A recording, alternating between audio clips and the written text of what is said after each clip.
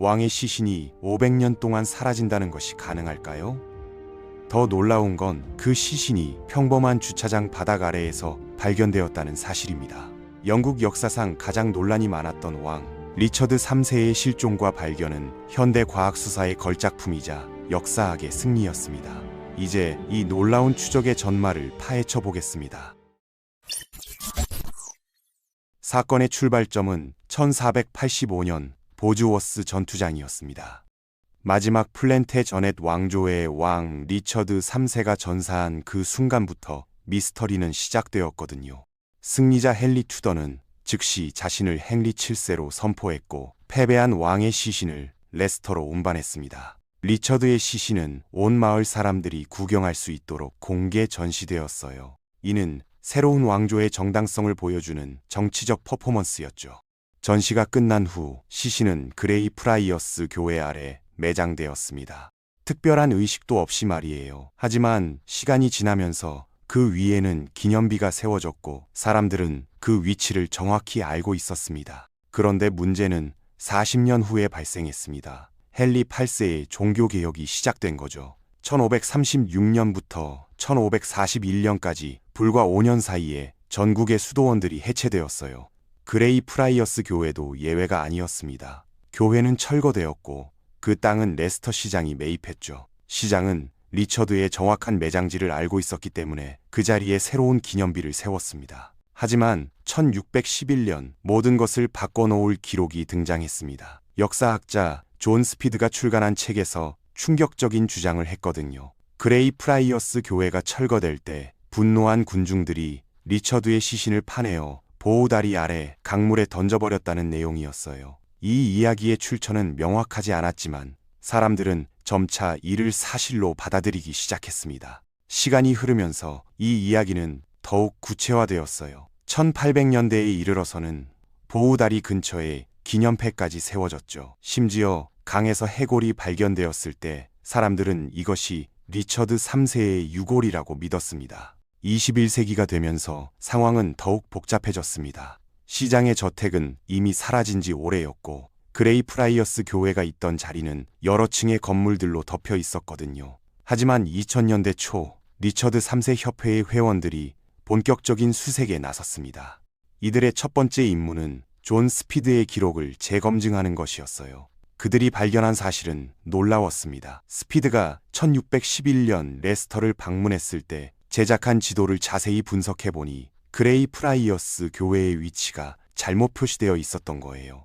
이는 스피드가 잘못된 장소를 찾아갔다는 것을 의미했습니다. 그가 올바른 위치에 갔다면 시장의 저택과 리처드의 무덤을 표시하는 기념비를 발견했을 거예요. 하지만 그는 아무것도 찾지 못했고 결국 다리 아래 매장설이라는 허구의 이야기를 만들어낸 것으로 보입니다. 이러한 발견으로 수색팀은 그레이 프라이어스 교회의 실제 위치에 집중할 수 있게 되었습니다. 가장 오래된 상세 지도는 1741년에 제작된 것이었어요. 이 지도에는 시장의 저택과 주변 정원이 명확히 표시되어 있었습니다. 현대 지도와 비교해보니 흥미로운 패턴이 드러났어요.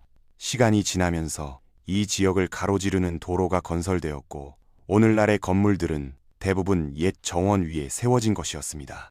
21세기에 이르러 그레이 프라이어스 지역은 거의 완전히 건물로 뒤덮였고 남은 공간은 주차장으로 활용되고 있었어요. 2005년 이 연구를 주도하던 필리파 랭글리가 결정적인 순간을 맞이했습니다. 그녀가 한 주차장을 조사하러 갔을 때 마치 운명처럼 알리라고 표시된 주차 공간을 발견한 거예요. 물론 이는 단순히 예약된 주차 공간을 의미하는 표시였지만 그녀는 이곳이 발굴을 시작할 최적의 장소라고 직감했습니다. 몇 년의 준비 과정을 거쳐 필리파가 이끄는 고고학팀이 마침내 발굴 허가를 받았어요. 하지만 예산의 제약으로 주차장의 일부분만 발굴할 수 있었기 때문에 전략적 접근이 필요했습니다. 팀은 중세 교회의 일반적인 건축 양식을 고려했어요. 대부분의 교회가 동서 방향으로 배치된다는 점을 활용해서 교회 구조와 겹치도록 3개의 참호를 계획적으로 배치했습니다. 리처드 3세가 전사한 지 정확히 527년이 지난 2012년 8월 25일 발굴 작업이 시작되었습니다. 전체 프로젝트는 약 2주 정도 소요될 예정이었고 실제로 무덤을 발견할 가능성은 극히 희박해 보였어요.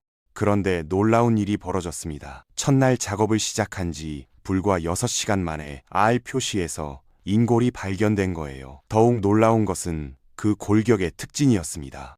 두개골에는 심각한 손상이 있었고 척추는 특이하게 S자로 휘어져 있었어요. 역사 기록에 따르면 리처드 3세는 척추 측만증으로 인해 한쪽 어깨가 다른 쪽보다 높았다고 전해집니다. 셰익스피어의 작품에서 꼽추 왕으로 묘사된 것도 이 때문이었죠.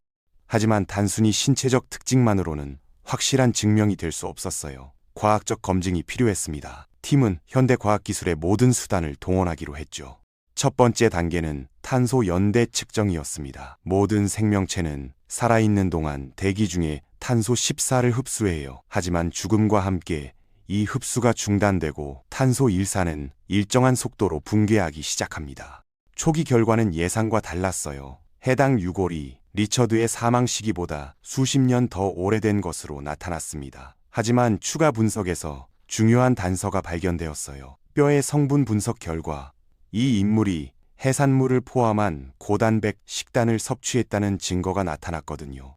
동시에 진행된 DNA 분석은 더욱 흥미로웠습니다. 500년 전 인물의 신원을 확인하기 위해서는 현재 살아있는 후손과의 유전적 연결고리가 필요했어요. 가장 확실한 방법은 미토콘드리아 DNA를 비교하는 것이었습니다. 연구팀은 놀라운 발견을 했습니다. 리처드 3세의 여동생 압 오브 요크의 후손을 통해 16세대에 걸친 여성 계보를 추적할 수 있었던 거예요. 이 계보의 끝에서 조이 브라운이라는 여성을 찾아냈지만 안타깝게도 그녀는 이미 세상을 떠난 상태였습니다. 하지만 그녀의 아들 마이클 입센이 살아있었어요. 미토콘드리아 DNA는 어머니에서 아들로도 전해지기 때문에 마이클이 리처드 3세와 같은 목의 DNA를 가지고 있을 가능성이 높았습니다. 더욱 확실한 검증을 위해 연구팀은 또 다른 목의 혈통도 추적했어요. 같은 조상에서 분기된 다른 가계를 통해 웬디라는 여성을 찾아낸 거죠. 마이클과 웬디의 DNA를 비교함으로써 두 사람이 실제로 같은 목의 조상을 가진 친척임을 먼저 확인할 수 있었습니다. 이제 결정적인 순간이 왔어요. 발굴된 유골에서 추출한 DNA와 마이클 입센의 DNA를 비교하는 것이었죠. 만약 16세대에 걸친 계보 추적에서 단 한 명이라도 잘못되었다면 전체 검증이 무너질 수 있었습니다. 하지만 결과는 명확했어요. 유골의 미토콘드리아 DNA와 마이클 입센의 DNA가 완벽하게 일치했습니다. 이는 해당 유골이 리처드 3세일 확률이 99.999% 이상이라는 것을 의미했죠. 추가적인 검증도 이어졌습니다. 컴퓨터 얼굴 복원 기술을 사용해서 두개골을 바탕으로 얼굴을 재구성했더니 기존에 알려진 리처드 3세의 초상화와 놀라울 정도로 유사한 모습이 나타났어요. 상처 패턴 분석도 흥미로운 결과를 보여줬습니다. 두개골의 손상은 전투에서 입을 수 있는 전형적인 상처였고 특히 뒤통수의 치명적인 상처는 역사 기록과 일치했어요. 보즈워스 전투에서 리처드가 말에서 떨어진 후 적들에게 둘러싸여 최후를 맞이했다는 기록 말이죠. 더욱 놀라운 것은 시신의 매장 상태였습니다. 손이 등 뒤로 묶인 채로 발견되었는데 이는 적군에 의해 굴욕적으로 처리되었다는 것을 보여주는 증거였어요. 또한 관도 없이 그냥 땅에 묻힌 상태였는데 이 역시 역사 기록과 정확히 일치했습니다. 위치적 증거도 완벽했어요. 유골이 발견된 곳은 그레이 프라이어스 교회의 제단 근처였는데 이는 왕족의 매장지로 적합한 위치였죠. 비록 간소한 매장이었지만 최소한의 예우는 갖춘 셈이었어요. 이 모든 증거들이 종합되면서 리처드 3세의 신원은 과학적으로 완전히 입증되었습니다. 탄소 연대 측정, DNA 분석, 해부학적 특징, 상처 패턴, 매장 위치까지 모든 것이 일치했거든요. 2013년 2월 레스터 대학교는 공식적으로 발굴된 유골이 리처드 3세라고 발표했습니다. 이는 고고학 역사상 가장 중요한 발견 중 하나로 평가받았어요. 500년 동안 잃어버린 왕을 현대 과학으로 되찾은 것이니까요. 하지만 이 발견은 단순한 고고학적 성과를 넘어서는 의미가 있었습니다. 리처드 3세에 대한 역사적 재평가가 시작된 거예요. 셰익스피어의 작품에서 묘사된 악역 이미지와 달리 실제 리처드는 어떤 인물이었을까요? 리처드 3세의 재매장도 큰 이슈가 되었습니다. 요크 출신인 그를 어디에 묻어야 하는가를 놓고 지역 간 경쟁이 벌어졌어요. 결국 발견 장소인 레스터 대성당에 안장하기로 결정되었고 2015년 3월 성대한 장례식이 거행되었습니다.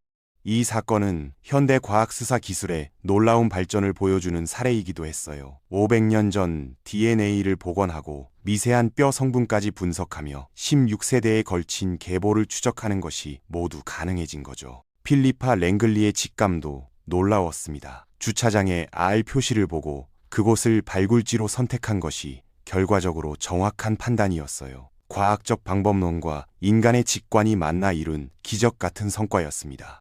이 발견은 역사학 방법론에도 큰 영향을 미쳤어요. 문헌 기록만으로는 한계가 있지만 현대 과학기술과 결합하면 훨씬 정확한 역사 복원이 가능하다는 것을 보여준 거죠. 결국 리처드 3세의 발견은 단순한 고고학적 성과를 넘어 과학과 역사학이 만나 이룬 21세기의 대표적 성취로 기록될 것입니다. 500년 동안 잃어버린 왕이 평범한 주차장에서 되살아난 이 놀라운 이야기는 우리가 과거와 얼마나 밀접하게 연결되어 있는지를 보여주는 감동적인 증거가 아닐까요?